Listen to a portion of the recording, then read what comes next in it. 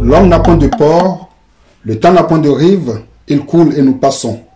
C'est avec ce passage tiré de Le Lac de Lamartine que nous ouvrons cette émission en rendant au prime abord un vibrant hommage à tous les fils et filles de notre mère patrie le Togo qui ont donné leur vie dans cette lutte pour l'avènement de la démocratie et de l'état de droit sur la terre de nos aïeux, surtout à deux figures emblématiques de l'opposition togolaise.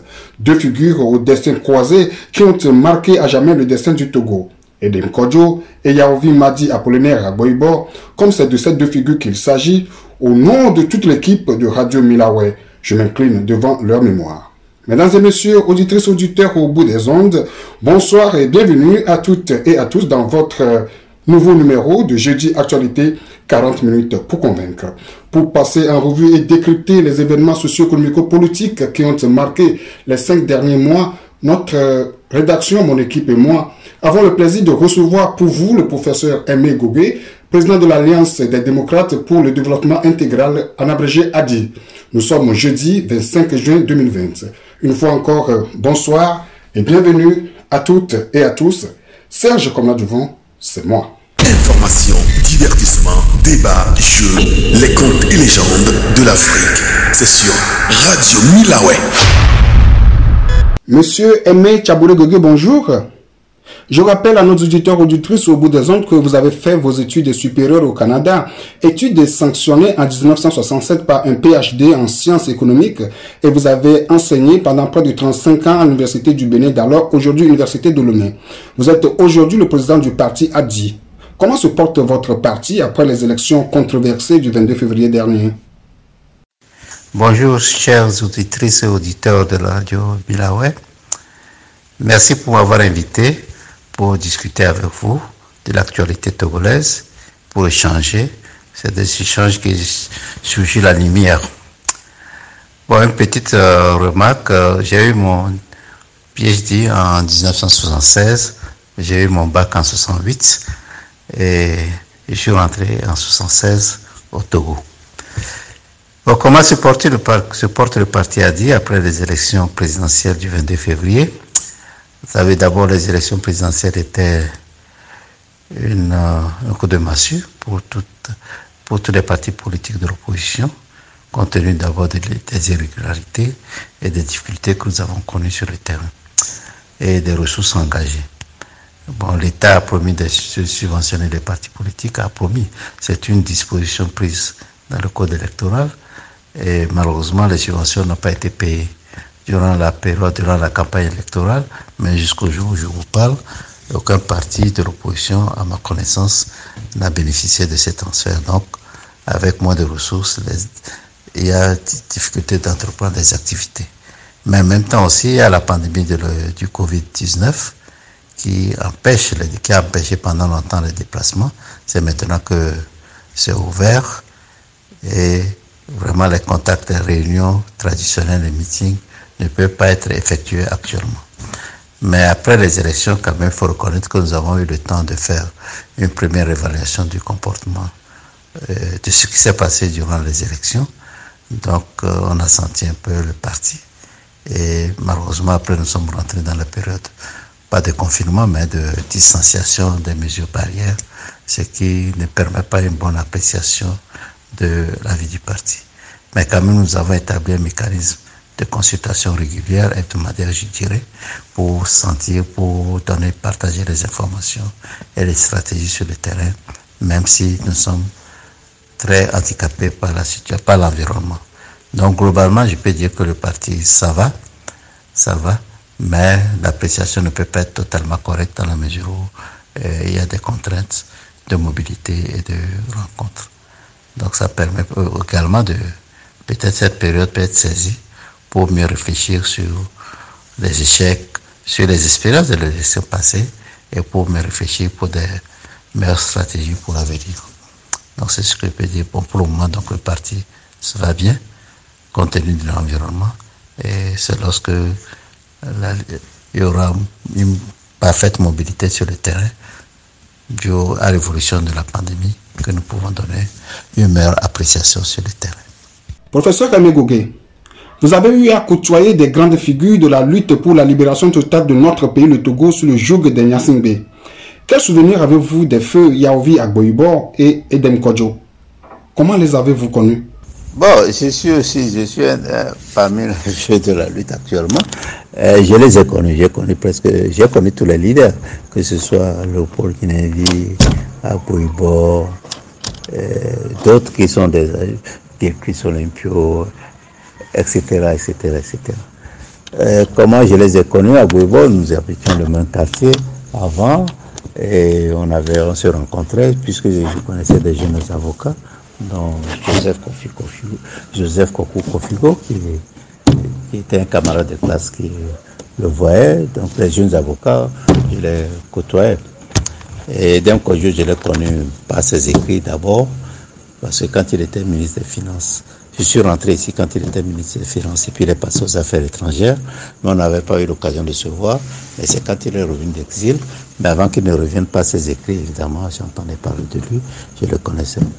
Bon, ces deux monuments que nous avons perdus, ils ont été l'un et l'autre un peu incompris, parce que l'un, pour moi, il était pour le grand pardon, et c'est Demkojo. Agboibo était pour le dialogue, toujours le dialogue, mais ferme dans ses convictions.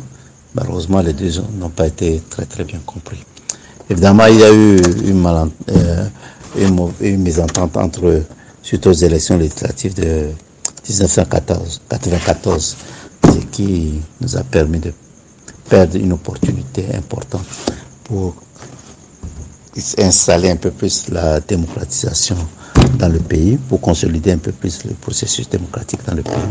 C'est fortement regrettable qu'il ne se soit pas arrivé à s'entendre, mais quand même, moi, j'ai admiré beaucoup leur comportement durant tout le processus. Peut-être que si nous les autres partis d'opposition, nous les autres leaders de l'opposition, avions adopté un autre comportement, peut-être qu'on aurait eu d'autres résultats.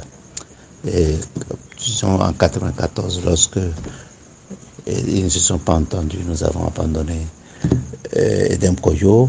Lorsque en 2006, Agboibo a pris la primature alors qu'on pensait que la primature revenait à l'UFC, nous avons abandonné Agboibo. Il est possible que si nous avions adopté un autre comportement, peut-être qu'on aurait obtenu d'autres résultats. Bon, moi je les admire parce que Agboibo, lorsqu'il a une conviction, il la défend. Il la défend jusqu'au bout. Et lorsqu'il n'arrivait pas à convaincre, il prend la décision qu'il doit prendre, c'est-à-dire il quitte. Il quitte la coalition ou le groupement dans lequel il est. Mais il a l'honnêteté d'affirmer, de dire clairement ce qu'il veut. Et il ne va pas par quatre chemins. Et il a toujours favorisé le dialogue. Et c'est toujours ce qu'il a fait. C'est pourquoi les gens pensent toujours qu'il est acheté. Les gens ont toujours pensé qu'il a acheté. Mais je ne pense pas. Il a ses convictions qu'il défend. Et surtout pour lui, il faut passer par le dialogue. C'est un comportement. Comme moi-même, je suis pour le dialogue et pour la non-violence. Je crois que sur ce point, on s'entendait bien. Mais évidemment, il y a eu des points de désaccord entre nous. Mais quand même, au moins sur ces points, je suis convaincu qu'il a toujours lutté jusqu'au bout, jusqu'à son dernier souffle pour l'alternance. Edem Kodjo, bon, lui aussi, c'est un grand intellectuel. C'est une grosse perte que l'Afrique a perdue. Mais malheureusement, le Togo, nous n'avons pas bénéficié beaucoup. Disons également, bon, vous voyez, chacun choisit une voie en pensant que c'est ça qui est la meilleure. Et donc, en disant qu'il était que l'UTD était parti charnière en 1994, était convaincu qu'à partir de cette voie, ils pouvaient facilement obtenir la primature. Et ils pouvaient obtenir la primature, et pourquoi pas, en quelle année, en 98, je crois, aller à la présidence et obtenir l'alternance pour nous tous. Bon, malheureusement, il s'est trompé. Il s'est trompé, mais on ne peut pas l'accuser que c'était une trahison. On ne peut pas lui dire que c'était une trahison, mais c'est un choix qu'il a fait. Mais surtout le fait qu'il ait défendu le grand pardon, pour moi, personnellement, c'est ma philosophie aussi, c'est mon principe. Je suis d'accord pour le grand pardon, parce que il y a des gens qui sont unis, et qui étaient RPT, ensuite UNIR, il y a des jeunes qui sont dans UNIR, il y a des gens qui y sont par conviction, parce qu'ils pensent que c'est le choix qu'il faut faire. Alors, il y a d'autres par intérêt particulier, il y a des gens qui ont commis des crimes, il faut le dire, mais quel que soit les cas, nous ne devons pas regarder dans le rétroviseur, on doit avancer. Et parmi les gens d'UNIR, il y a des gens honnêtes, qui sont parfois bien plus honnêtes que des gens qui sont de l'opposition. Je ne vois pas pourquoi il faut les exclure nécessairement. En déplaise à certains mes camarades de l'opposition, il y a des gens qui sont bien d'unir, il faut bien les accueillir. Et je crois que c'est avec nous tous, ensemble nous tous, que nous pouvons construire ce pays. Donc pour moi, nous n'avons pas suffisamment bénéficié de leur expertise en matière politique. C'est tout ce que je peux dire, parce qu'ils ont été dans beaucoup de moments incompris. Les mythes et légendes. Les mythes et légendes. Quand la réalité dépasse la fiction. Dépasse la fiction. Les mythes et légendes. Les mythes et légendes. Sur Radio Milawe. Professeur Aimé Chabouré Gougué, en nous référant à la dernière consultation électorale du 22 février 2020, quelle analyse faites-vous du déroulement de l'élection présidentielle, de la proclamation des résultats qui donne vainqueur le candidat de UNIR avec plus de 70% des voix? Oui, vous savez, nous l'avons dit au niveau de la DIC, que ce soit mon conseil spécial, le docteur Kampati François, ou bien moi-même, que ce soit dans les médias, sur les réseaux sociaux, dans les journaux, nous avons dit, pour nous, c'est clair que ce qui s'est passé le 22 février ne constitue pas des élections. Les irrégularités qui ont lieu le 22 février, avant encore et surtout le 22 février, ont atteint un niveau jamais atteint au Togo. Les gens nous disent, mais avant, les élections n'ont jamais été transparentes, c'est vrai. C'est très de dire que les élections sont parfaites, quel que soit le pays d'ailleurs, et surtout au Togo. Mais le 22 février, ce que nous avons vu, nous n'avons jamais vu ça. Le cadre électoral était mauvais, même si le cadre électoral était parfait, ce qui s'est passé le 22 février, les élections n'étaient pas bonnes. Bon, pourquoi c'était pas bon? D'abord, il y a la question du cadre électoral, que sont les fraudes, les intimidations, les violences exercées sur les membres du bureau de vote, les délégués de candidats de l'opposition. C'est énorme, c'est indicible.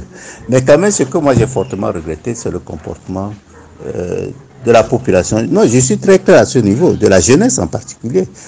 Bon, d'accord, il y a eu l'achat de conscience que nous connaissions avant, mais ça a atteint un niveau terrible.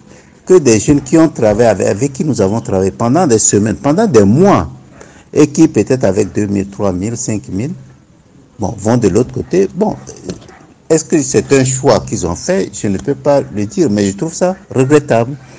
Ensuite, que des gens, des jeunes, assistent, soit à côté, dans les centres de vote, on prend des délégués des candidats de l'opposition comme des sacs de sable qu'on jette dehors et qui ne disent rien. Qu'on tabasse des superviseuses de l'opposition le jour des élections et les jeunes sont là, les populations sont là sans rien dire, je trouve ça fortement regrettable. Je crois que, bon, peut-être ça s'explique par la peur, mais si cette peur continue à nous animer, ce serait difficile de penser à l'alternance pour demain. Je crois que la population et les jeunes en particulier doivent prendre conscience que c'est une lutte qui n'est pas facile, mais il ne faut pas qu'on s'attende à ce qu'on nous offre l'alternance sur un plateau d'or. Même si c'est un plateau d'argent, on ne va pas nous l'offrir. Il faut lutter pour ça. Nous osons espérer que nos concitoyens de UNIR vont comprendre un jour que sans pas se comportant ainsi, que l'on travaille, que c'est pour leur intérêt, pour l'intérêt de la population. Même pour leur propre intérêt, je ne pense pas que ce soit une bonne chose. Peut-être qu'ils ont gagné, mais nous aussi, nous n'allons pas croiser les bras, nous n'allons pas laisser cela continuer indéfiniment. Pour nous, ce qui s'est passé le 22 février n'est pas une élection.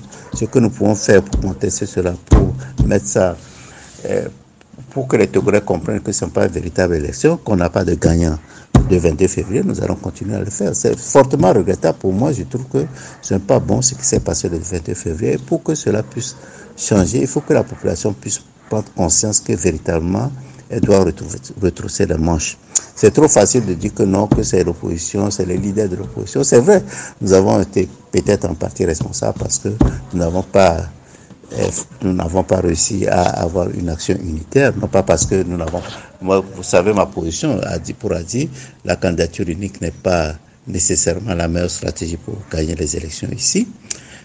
Mais bon, ce que j'ai regretté, c'est que nous n'avons pas eu la possibilité d'avoir une action unitaire. Mais cela n'explique pas tout. Cela n'explique pas tout du tout. Si la population, les jeunes, ont compris le message que nous avons délivré, s'ils ont compris la situation qu'eux-mêmes vivent, je crois que ça aurait pu donner autre chose. S'ils étaient prêts à défendre leurs propres idées, leurs préoccupations, je crois que ça aurait été autre chose. Ce que nous avons connu de faire 2 février ne se serait pas passé. Donc pour nous, ce ne sont pas des élections. Il y a eu trop d'irrégularités. Nous avons proposé qu'on annule. Nous maintenons surtout toujours cette position. Nous espérons pouvoir obtenir gain de cause en espérant que nous pourrons faire quelque chose pour cela. Si on ne peut pas l'annuler, on ne peut pas annuler ces élections, au moins qu'on fasse la proclamation des résultats bureau de vote par bureau de vote pour établir la vérité des urnes. Et nous sommes convaincus que si on veut faire la proclamation bureau de vote par bureau de vote, on va constater l'ampleur des irrégularités, ce qui peut amener à l'annulation du vote. Mais nous savons que nos compatriotes d'UNI ne vont pas l'accepter, mais bon, on verra bien. Monsieur Aimé Tchabouré Gogé, comment pouvez-vous nous expliquer le fait que la communauté internationale ait reconnu la victoire de Faure Gnassingbé après la consultation électorale du 22 février dernier, malgré les irrégularités constatées un peu partout sur le territoire national? Oui, qu'est-ce que je peux dire? Le comportement de la communauté internationale, c'est difficile pour moi de savoir pourquoi ils ont eu ce comportement dans les élections. Surtout que le fait que le gouvernement ait refusé les observateurs internationaux était un signe annonciateur de la probabilité que les élections ne devraient pas bien se dérouler. Mais surtout, la communauté internationale se base sur l'appréciation de la CEDEAO sur comment se déroulaient les élections. Or, la CEDEAO a reconnu très vite le résultat des élections proclamées par la CENI. Et ça, ce n'est pas une bonne chose. Or, la CEDEAO est l'institution de la sous-région qui devait garantir l'avancée de la démocratie.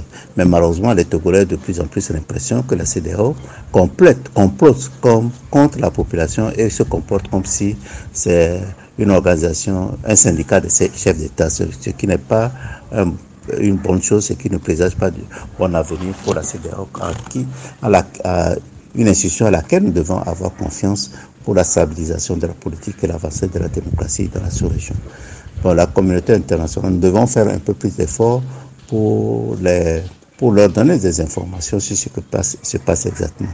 Mais même s'ils n'avaient pas des observateurs sur toute l'étendue, personnellement, moi, je leur envoie des informations sur ce qui se passait le jour des élections, même avant les élections, surtout les jours des élections et le lendemain des élections.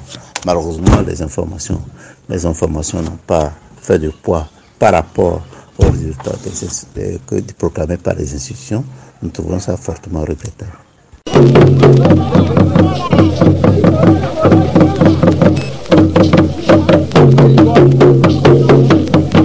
Radio Milawe, Togovio B Radio. Monsieur le Président, dites-nous, quel rapport avez-vous aujourd'hui avec les autres leaders de l'opposition? L'alternance tant souhaitée par les Togolais peut-elle se réaliser un jour? Si oui, comment? Bon, quels sont mes rapports avec les autres leaders de l'opposition? Est-ce que l'alternance est possible et comment? Mes rapports avec les autres leaders de l'opposition, c'est difficile à les apprécier à juste valeur dans la mesure où, avec la pandémie de Covid-19, les mesures de distanciation et les mesures barrières qui sont imposées, et nous ne faisons pas des réunions comme ça. C'est difficile de faire des réunions, de se retrouver pour discuter face à face. Évidemment, on peut se téléphoner, mais quand même, ça ne permet pas appréciation très correcte. Mais en dehors de cette remarque faite, je peux dire quand même que les rapports demeurent saines, sont bons. Avec certains, ne sont pas excellents, il faut le reconnaître. Vous vous rappelez que l'ADIA a quitté la C14 vers, je crois, c'est en octobre. Et il va de soi que c'est suite à certaines expériences. Et ces expériences, je ne peux pas dire que ça n'a pas laissé des traces. Donc, il y a des petits problèmes. Mais globalement, je peux dire que les rapports avec les leaders de l'opposition, je ne peux pas dire que c'est mauvais. Donc, avec certains, ça demeure excellent. Avec d'autres, bon, ça va. Avec d'autres, ça bat des ailes. Mais globalement, je peux dire quand même que c'est correct. Et n'oubliez pas, pour le Covid aussi, nous avons été aussi matraqués par ce qui s'est passé le 22 février 2020. Est-ce que l'alternance est possible? Est-ce que ça va arriver un jour? Non, ça c'est évident que l'alternance va arriver un jour. Même ne serait-ce que la nature va nous aider à avoir l'alternance. Mais maintenant, l'alternance, oui, je crois que c'est bien possible. Et moi, j'y travaille. Aussi longtemps que Dieu me donne un souffle, je vais continuer à me battre pour ça. Bon, mais à quelles conditions?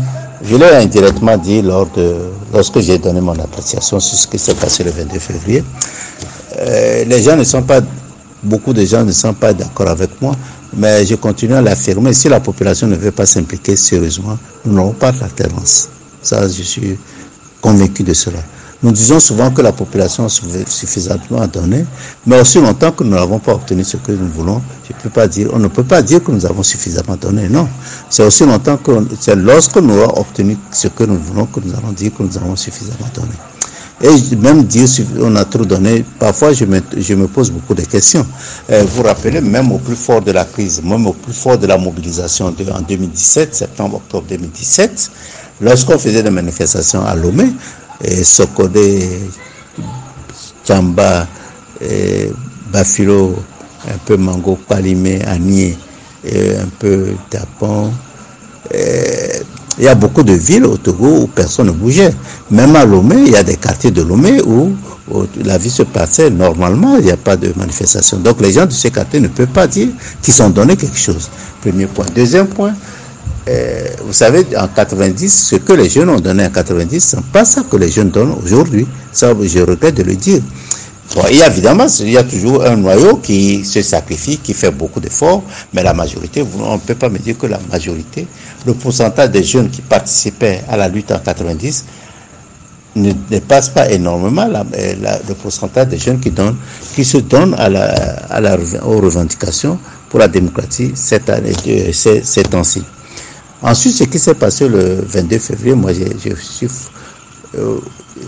je regrette beaucoup de le dire, mais je n'ai pas senti que la jeunesse pense que c'est sa lutte. Les gens pensent qu'ils luttent pour l'opposition. Aussi longtemps que les gens pensent que la lutte doit être menée par les leaders et on lutte pour un leader, je crois que nous ne pourrons jamais gagner cette lutte. Les gens, on lutte d'abord pour nous-mêmes, parce que nous croyons que chaque individu doit se dire que la démocratie peut être une bonne chose pour lui. Aussi longtemps que nous n'avons pas ça en tête, il va de soi. Si on pense plutôt qu'on lutte pour M. Gougué, qu'on lutte pour Agboué, qu'on lutte pour Jean-Pierre Fabre, je crois que nous n'aurons nulle part. Il faut que la lutte soit internalisée par chacun de nous. Si nous n'y arrivons pas, je crois que ce serait difficile à le faire. C'est une lutte actuellement. Bon, je suis un leader politique. Je pense que c'est la même chose sur les autres leaders politiques. La responsabilité du fonctionnement des partis politiques, je crois qu'au minimum 60% ça pèse sur les leaders politiques. Vous ne pouvez pas obtenir une libération avec des leaders politiques où tout repose sur les leaders politiques. Tout repose sur les leaders politiques. D'abord, ça ne favorise même pas la démocratisation parce que c'est difficile. Lorsque le leader fait beaucoup de choses dans le parti, dans le financement, dans la réflexion, etc., il va de soi que c'est difficile d'avoir d'autres voix dans le parti politique.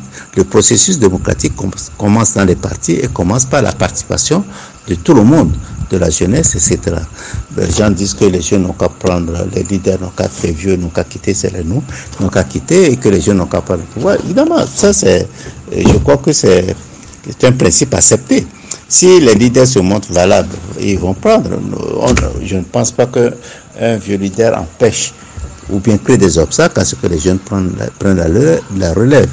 Bon, je crois que pour être bref, je crois qu'il est très important que la population comprenne qu'elle doit s'impliquer plus ardemment et que les jeunes doivent prendre la situation à bras le corps. Vous voyez, les manifestations sont très importantes, ont été très importantes en septembre et octobre. Mais la différence avec ce qui s'est passé au Burkina, en Tunisie, en Égypte et en Algérie, même au Soudan, ça je ne peux pas l'affirmer puisque je ne sais pas très bien comment ça s'est passé. Mais dans ces pays, nous avons vu les cadres de la les professeurs en toge, les médecins en blouse, les magistrats dans leurs robes. Tout ce monde était devant les manifestants. Au Togo, on ne voit pas ça. Au Togo, il y a des professeurs qui ont participé, puisque j'en connais. Il y a certains cadres qui ont participé, mais la très très grande majorité, pour ne pas dire la quasi-totalité de cette élite, n'a pas participé aux manifestations, même si dans les salons privés, cachés dans un coin et à voix très très basse, ils se disent qu'ils sont pour la libération, la démocratisation du Togo, mais on voit très bien leur contribution dans cette libération, que ce soit financer les partis politiques d'opposition, ou bien participer aux manifestations, ou bien participer aux réflexions, même pas participer aux manifestations, mais ce serait rare de voir un cadre de la fonction publique prendre une position sur un comportement qui est mauvais au niveau d'un ministre. On ne le verra pas ça au Togo. Or, nous avons besoin de tout ça pour que ça change. Si les gens, l'élite ne veut pas participer, je crois que la lutte sera très difficile. Si la population pense qu'elle lutte pour les leaders de l'opposition, je crois que ce serait très difficile. Mais voilà, l'alternance est possible, mais vraiment, il faut qu'il y ait moins de passagers clandestins. J'appelle passagers clandestins ceux qui veulent l'alternance, mais ne sont prêts à prendre aucun risque. C'est ça. S'il y a beaucoup plus de passagers clandestins que des gens qui sont prêts à s'exposer, je crois que ce serait très difficile.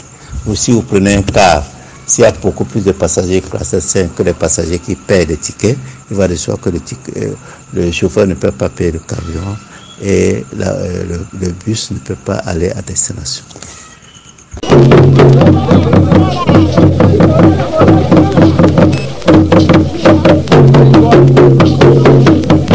Radio Milawe, Togovio B Radio.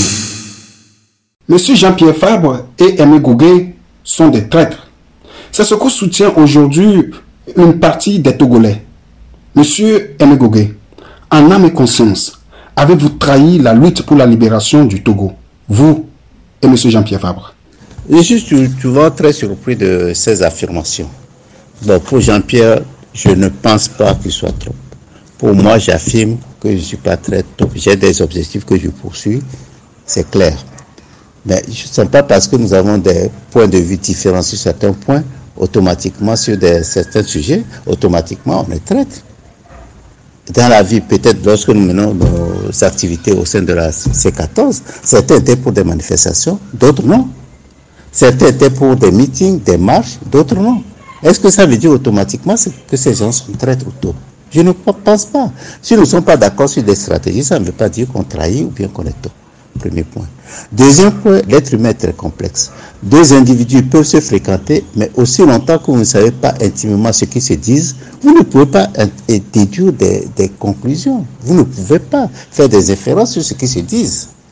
Même s'ils sont des ennemis, ils peuvent se rencontrer, peuvent discuter, mais vous ne connaissez pas le contenu de ce qu'ils disent. Peut-être le ton peut être soft, mais peut-être ça peut être soft, mais peut-être qu'ils se disent des choses très dures entre eux. Mais à partir de là, je crois qu'il faut être assez modéré dans les affirmations. Ensuite, vous dites que des gens sont des traîtres ou des taupes. Vous êtes sûr qu'un haut responsable d'UNIR qui réussit à avoir Jean-Pierre Fabre ou Aimé Gougué comme taupe dans l'opposition va l'annoncer à l'opposition? S'il annonce à l'opposition, automatiquement, le rôle que cette taupe de ce traître joue, il ne peut plus le jouer puisqu'il a mis à découvert. Mais quand même, on doit pouvoir réfléchir un peu. Je crois que je demanderai aux gens qui font de telles manœuvres, c'est catastrophique pour toute l'opposition et bon, ça nous retarde tous. Je crois qu'il faut être sûr de ce qu'on veut affirmer. Lorsque des gens me disent souvent ça, j'envoie il y a une philosophe belge qui parle de l'épreuve des trois tamis de Socrate, qui dit, lorsque on entend la rumeur, on entend des rumeurs et puis on les amplifie en faisant des commentaires avec des phrases assassines, etc., sans mesurer les conséquences de ce qu'on affirme. L'épreuve des trois tamis, c'est quoi? Lorsque vous apprenez quelque chose, il faut essayer de vérifier. Si vous vérifiez, il faut voir si c'est bon pour la lutte. Si c'est bon pour la lutte, ou bien si la personne, si c'est bon pour les gens, sur le groupe. Et ensuite, il faut voir si c'est utile pour la lutte. Mais dites-moi, des trois tamis là, des trois épreuves là, lesquelles ont été vérifiées? Rien.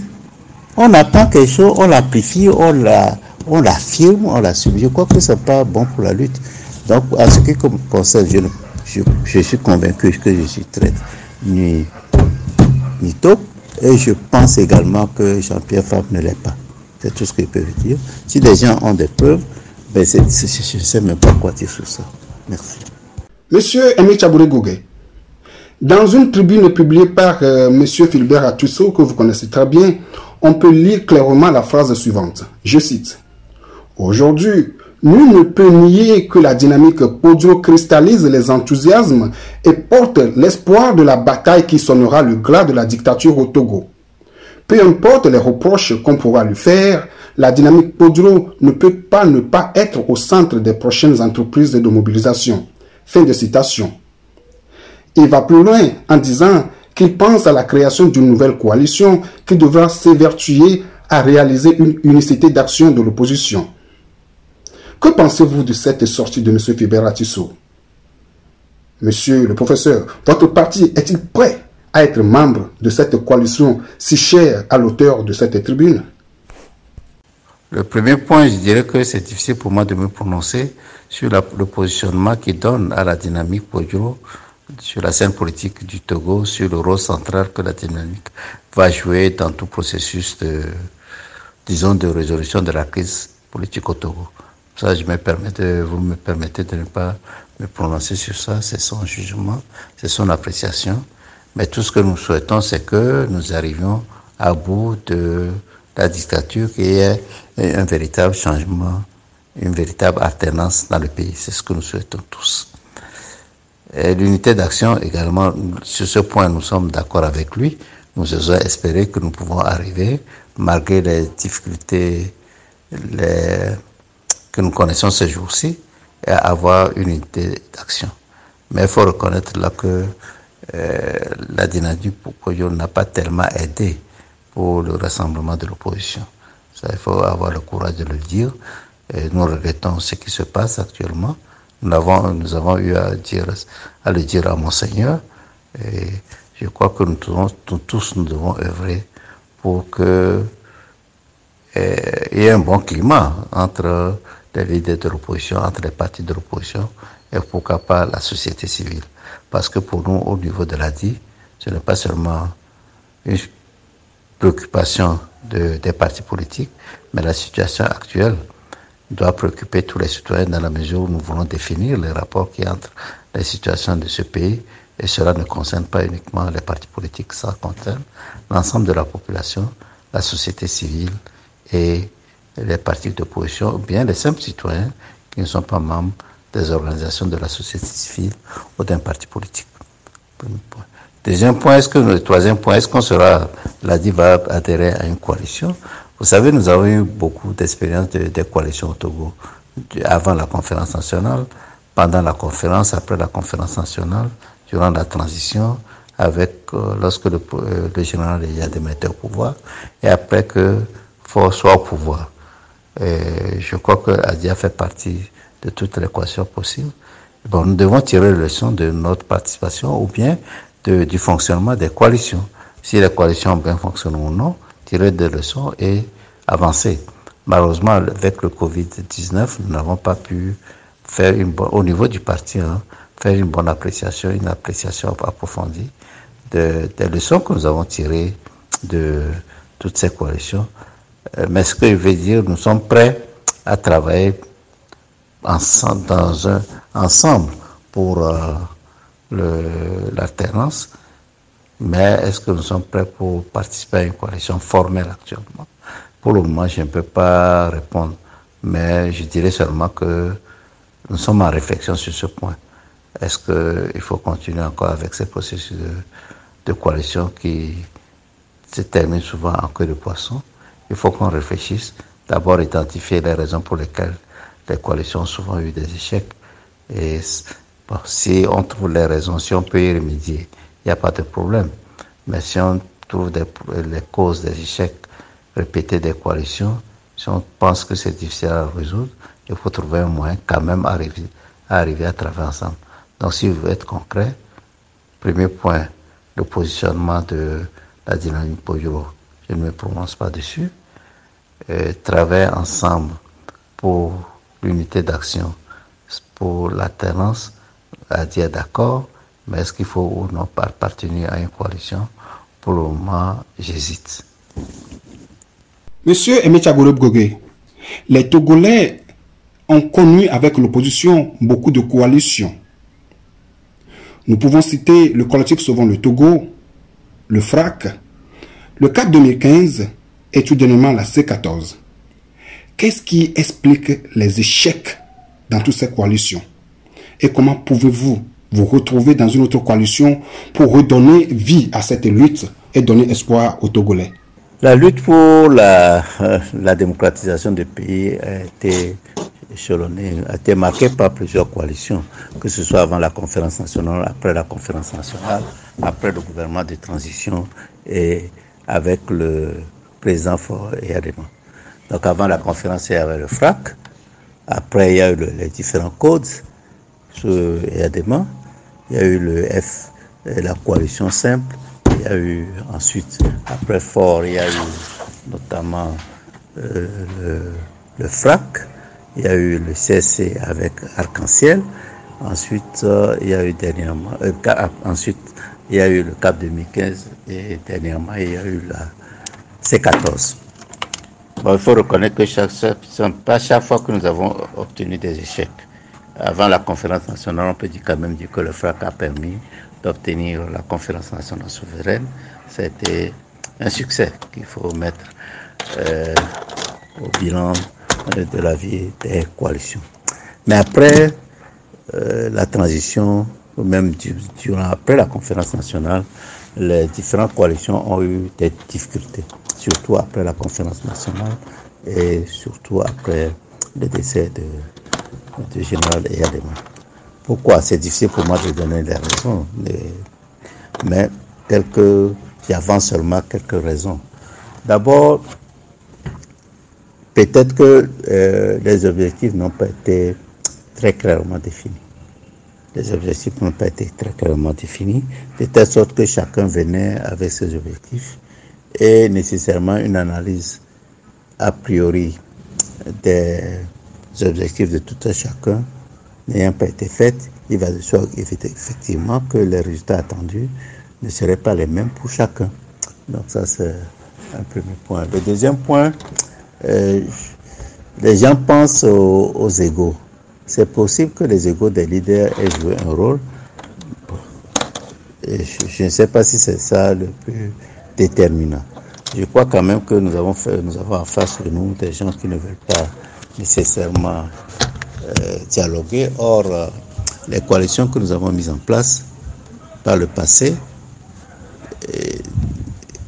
œuvraient dans le sens du dialogue, ce qui n'était pas nécessairement, ne pouvait pas donner nécessairement des résultats compte tenu du caractère ou du comportement autiste de nos adversaires. Donc cela aussi n'a pas aidé. Ensuite, il y a aussi probablement, les égos, je ne sais pas si c'est comme ça qu'il faut formuler ça, mais quand même le fait que lorsque on avait devant nous des échéances électorales, cela devenait plus compliqué. Lorsqu'il y avait des échéances électorales avec la forte demande de la population de dégager un candidat unique, cela rendait très très difficile le travail. Vous vous rappelez au Code 2, c'était en 1994, lorsque on n'avait plus l'option d'avoir un candidat unique, on était ensemble. Et en ce moment, lorsqu'on a décidé, on avait choisi un candidat unique, nous avons perdu certains membres, notamment le CAR qui avait quitté. L'UFC qui venait d'être créé n'était pas dans l'optique des élections, dans la mesure où son président, en l'occurrence Kirki Solanko, n'était pas autorisé à être candidat. Donc je crois que l'histoire des candidatures uniques a certainement joué un rôle important dans les échecs, disons plutôt dans les difficultés que les différentes coalitions ont eues. Mais si on reprend le cas du CST, et donc pas du CST, de la C14 que nous venons d'avoir, je crois que le comportement de la communauté internationale, de la CEDEAO et l'autisme du gouvernement ont beaucoup joué sur la durée de vie de la coalition, ou bien l'efficacité de la coalition. Disons que, avec l'enthousiasme qu'il y avait au début, lorsque les difficultés ont commencé à apparaître, lorsque la partialité de la CEDEAO a commencé à apparaître, je crois que ça a eu un effet terrible sur la coalition. Et peut-être qu'il est possible aussi que le fait que, disons que on se coalise par enthousiasme, on s'est souvent coalisé par enthousiasme, parce qu'on pense que c'est facile la lutte et rapidement on s'y engage sans mesurer que, sans apprécier nécessairement les difficultés de coordination et les difficultés qu'on aura vis-à-vis de nos adversaires. Je crois que c'est comme ça qu'il faut mettre ça et non nécessairement uniquement sur l'égoïsme, sur les égos des leaders. Il est possible que ça joue. L'égoïsme ou l'ego des leaders joue seulement à partir du moment où on parle de candidature ou on parle de pouvoir. Mais au début, il faut obtenir des conditions de changement de pouvoir. Mais à ce moment, je crois qu'on joue bien le jeu. Mais lorsqu'intervient un peu le problème de choix ou bien le problème de pouvoir, là, ça commence par mal aller. Et puis l'entêtement, l'autisme de nos adversaires aussi, et les moyens dont ils disposent aussi, créent des difficultés aux différentes coalitions que nous avons connues. Professeur Aimé Tchaburo-Gogé, nous sommes presque arrivés à la fin de cette émission, de cet entretien. Quel est votre mot de fin à l'endroit de nos auditeurs, auditrices au bout des ondes, de la diaspora togolaise au bout des ondes et du peuple togolais de l'autre côté de l'Afrique? Bon, d'abord, merci beaucoup pour m'avoir donné l'opportunité d'échanger avec les compatriotes du Togo et de la diaspora. C'est un plaisir pour moi de discuter. Un mot de fin, est-ce qu'il y a un mot de fin dans tout ça? Disons que, pour moi, je crois que l'alternance est possible. Je crois que l'alternance est possible. Et cette alternance, ce changement que nous voulons, pour nous, je l'ai dit, ce n'est pas un changement contre quelqu'un. C'est un changement pour nous tous. Que ce soit des gens d'unir, de tous les partis politiques de l'opposition, de la société civile, nous devons en bénéficier. C'est un jeu gagnant-gagnant et non un jeu à somme nulle. Je crois que nous tous, nous devons avoir confiance en l'avenir et nous engager dans un processus de changement. Je crois que nos compatriotes unis doivent savoir intégrer dans leur idée, dans leur pensée, que la perte de pouvoir ne veut pas dire la perte de la vie. Il est possible même qu'il gagne lorsqu'il va y avoir changement. Mais pour qu'il y ait ce changement, il faut que nous tous, nous y croyons. Ensuite, que nous sachions que nous sommes tous des citoyens de ce pays et qu'on ne doit marginaliser personne. La gouvernance d'exclusion que le régime actuel mène n'est pas une bonne chose pour l'unité nationale et pour le bien-être de tous les Togolais. Je crois que nous devons l'inculquer dans nos têtes et travailler pour que cela change. C'est ça que nous voulons pas un changement contre quelqu'un. Mais pour que cela advienne également, je l'ai déjà dit, il faut que la population et surtout la jeunesse prennent cette lutte comme propriété et non penser qu'ils luttent pour les leaders de l'opposition. Pour les leaders, même que ce soit les leaders d'UNIR, il ne faut pas que les militants d'UNIR pensent qu'ils luttent pour fort. Il ne faut pas que les militants de la jeunesse, en général, pensent qu'ils luttent pour les leaders de l'opposition, disent qu'ils sont déçus par un leader de l'opposition. Non, c'est une lutte qui les concerne, c'est une lutte pour leur propre intérêt et sans considérer ça ainsi, ça peut aller. La troisième chose que j'aimerais dire, c'est que Le comportement des Togolais sur les réseaux sociaux, c'est totalement, c'est inexcusable. J'ai jamais vu ça du tout. Je voyais beaucoup, je regarde les réseaux sociaux partout, mais c'est là, mais je ne peux pas comprendre comment des gens, des adultes, peuvent se permettre de luxe d'insulter des gens, d'autres personnes, d'autres adultes sur les plateformes. C'est pas possible.